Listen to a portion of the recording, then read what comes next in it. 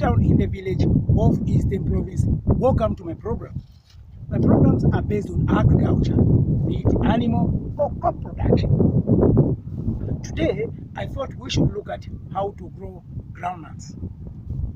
Like any other crop, the first thing you need to look at is land preparation. After looking at the land preparation, you need to look for the right seed variety. First of all, let's look at the land preparations like any other crops. What you do is, with the groundnuts, they are supposed to be, the lines in between the ridges are supposed to, they're almost like that of the maize, which is between 75 and 90 centimeters apart. And then between stations, they are supposed to be 25 to 35 centimeters between stations. Once you do that, you're ready to go. So now you need to look for the right variety for your region, especially those regions that have got a lot of rains. MGV5 is always best for you. Which one is MGV5? This is MGV5. Some people would call it Charimbana. Now, I want to explain something about seed selection. It's not every nut that you can plant. First of all, even if nuts are different from soybeans, they are different from maize. What you need to do is, nuts, no matter how careful you may be, they will still break. For example, this is a broken one. Okay, this cannot germinate because it's a broken nut. Okay, probably when these groundnuts were being packed, this was okay, but because of the transportation and stuff like that, they break. And then what you do is, when you receive your groundnuts or when you buy groundnuts, the first thing you need to do is you need to grade. What are you grading? You are removing the broken nuts. These are the broken nuts that you remove. Of course, we don't throw them away.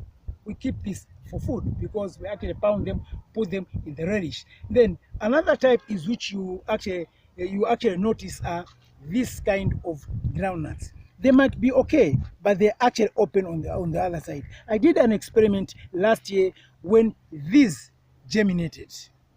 So for me, these germinate. After you do the selection of the groundnuts, now you start planting. How many do you plant per hole? You plant one per hole. One per hole. That is 25, 25, 25, 25, 25. One per hole. After doing that, now you actually wait for the weeds. You wait for the weeds, you do the weeding. The seed rate in 1 hectare, you are supposed to plant between 60 to 80 kg. 60 to 80 kgs. That's the seed rate for 1 hectare. If you want to plant 1 hectare, you need to have seed 60 to 80 kgs. Of which, if under very good management, you will be able to get between 1.5 to 2 tons. These are already shelled groundnuts. 1.5 to 2 tons.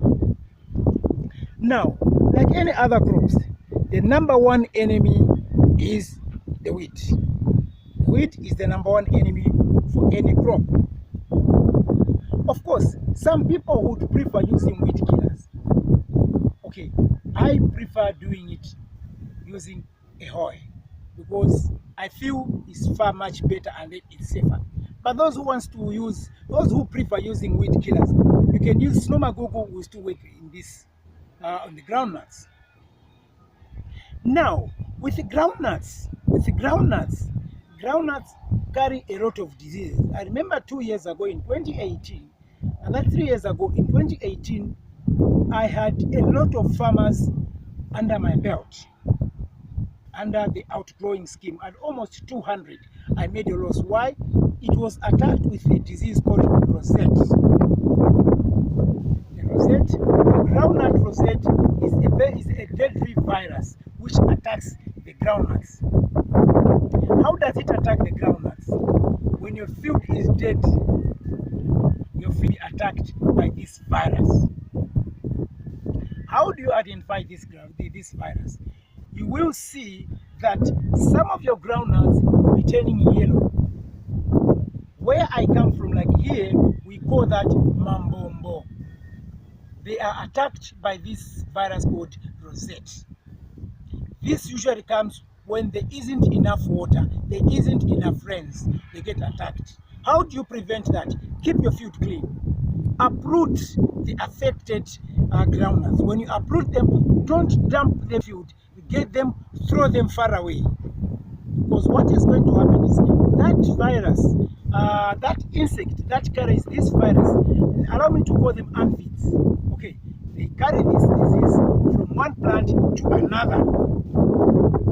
So what is going to happen is it will actually land on an infected plant, and then it will be carried to a plant which is okay. This aphid will actually inject into that the plant which is not infected. It will actually inject. Whilst it is getting the juice from there, it will actually be injecting the disease, and then you have the rosette virus in your field. Somebody would want to ask, when are groundnuts planted? Just plant when the good rainfall comes.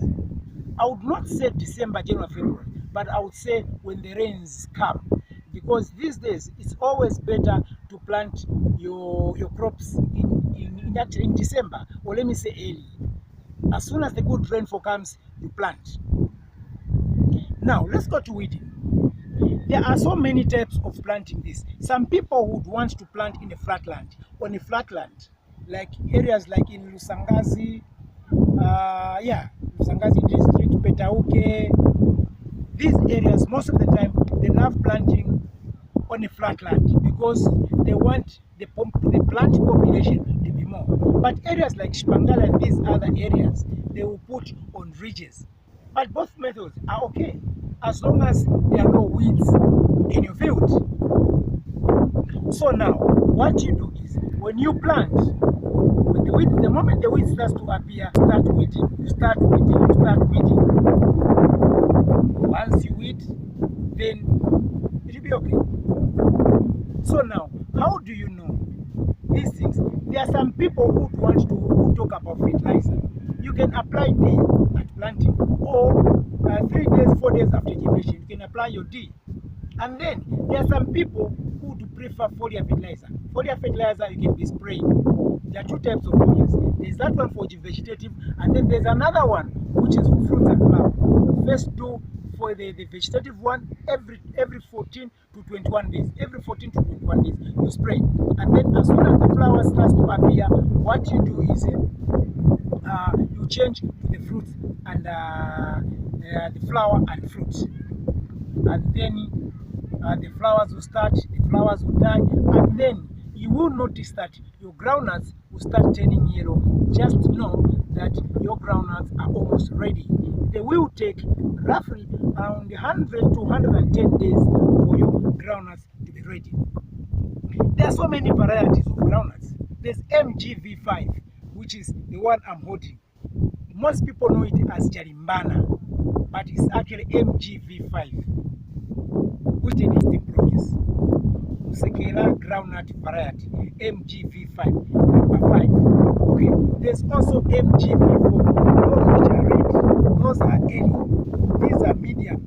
There's also which has come on the market, which they say is actually disease tolerant, which is MGV8. It's also red. These are some of the diseases, and then these are some of the tips which you need to know about farming. Like always, if you're stuck somewhere, give me a call. The number is 0977 851196. 0977 851196. Better still, on MTN 0966 987051. 0966 987051. If you are outside the country and you want to send me a WhatsApp, you can add our country code, which is